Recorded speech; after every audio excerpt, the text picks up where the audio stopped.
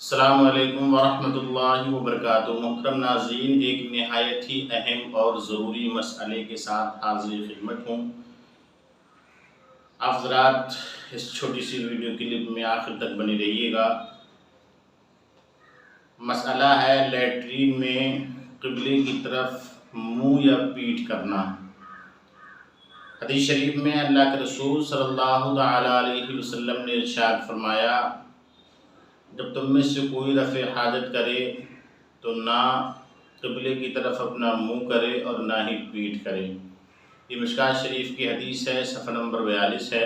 محترم ناظرین، اس کے برخلاف عوام تو عوام، بعض خواص اہل علم بھی اس بات کا خیال نہیں رکھتے ہیں، پخانہ پیشاب کرتے وقت عام طور سے قبلے کی طرف رخ کرتے ہیں۔ حدیث شریف میں اس سے سختی سے منع کیا گیا ہے، لہذا ہم اور آپ کو چاہیے کہ قبلے کی طرف استنجا کرتے وقت نہ ہی اپنا منہ کریں اور نہ ہی پیٹھ کریں۔ محترم ناظرین، گھروں میں بیت الخلاء لیٹرین بناتے وقت اس بات کا خاص طور سے خیال رکھنا چاہیے کہ جب سیٹ لگائی جائے تو ہمارا رخ نہ کعبے کی طرف ہو اور نہ ہی پیٹھ کعبے کی طرف ہو۔ ہمارے ملک ہندوستان کے اندر جب بھی آپ سیٹ لگائیں تو اتر دکھن لگائیں، پورب اور پچھم نہ لگائیں۔ اگر کسی کے یہاں غلطی سے ٹوائلٹ کی سیٹ پورب پچھم لگی ہوئی ہے تو 1500 روپے خرچ کر کے اسے چاہیے کہ وہ اپنی سیٹ کو فوراً بدلوائے اور اتر دکھن کرائے کہ کعبہ شریف کی طرف نہ رخ ہو اور نہ ہی پیٹھ ہو سکتا ہے اللہ تعالیٰ کو اس کی یہ ادا پسند آئے اور اللہ تعالیٰ صرف اسی ادا کی وجہ سے اس کی بخشش و مغفرت فرما دے، کیونکہ رحمت حق جو ہے بہانہ تلاش کرتی ہے۔ محترم ناظرین، ادب اور تعظیم نہایت ہی ضروری ہے۔ باادب ہمیشہ معزز اور مکرم رہتے ہیں، بے ادب ہمیشہ محروم رہتے ہیں۔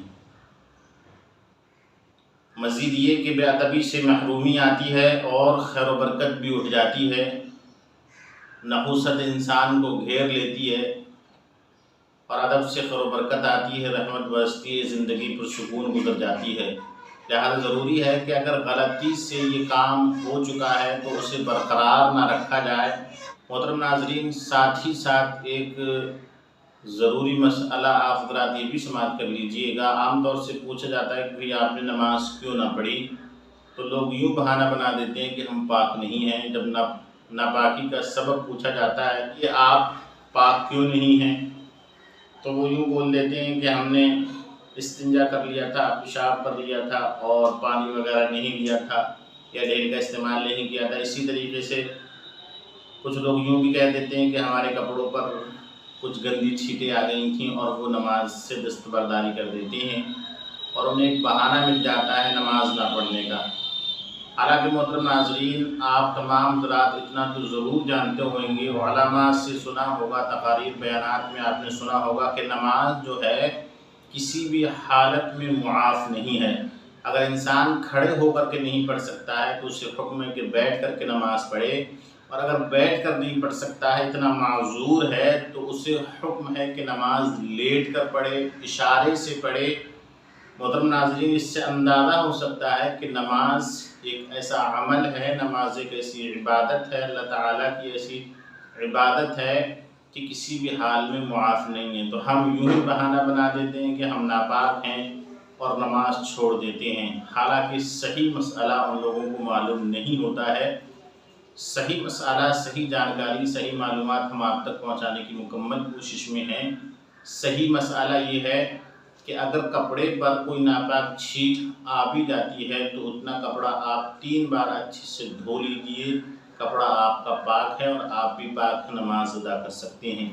اسی طریقے سے اگر استنجا کرتے وقت آپ نے پانی وغیرہ نہیں لیا ہے تو دوبارہ سے استنجا کر لیجئے گا، پانی کے ساتھ استنجا کیجئے گا، آپ پاک و صاف ہیں۔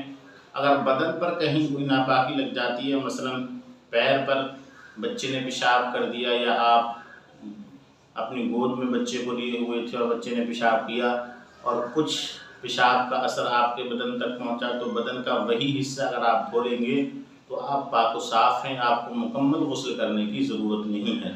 ہاں، البتہ اگر آپ کر لیتے ہیں تو یہ ایک اچھی بات ہے نماز ایک عظیم الشان عبادت ہے، لہذا اسے کسی بھی حال میں آپ نہ چھوڑیے گا، نماز پڑھیے گا، اللہ کی عبادت کیجیے گا، اس سے خیر و برکتیں آتی ہیں۔ اور ہم اور آپ مسلمان ہیں، اللہ نے ہمیں اور آپ کو اسلام کی دولت سے نوازا ہے، ایمان کی دولت سے نوازا ہے، اور نماز جو ہے مذہب اسلام اور ایمان کی سب سے عظیم الشان عبادت ہے، لہذا نماز کو نہ چھوڑیے گا، اللہ کی بارگاہ سے جڑے رہیے گا، اپنی مساجدوں کو آباد رکھیے گا۔ السلام علیکم ورحمۃ اللہ وبرکاتہ۔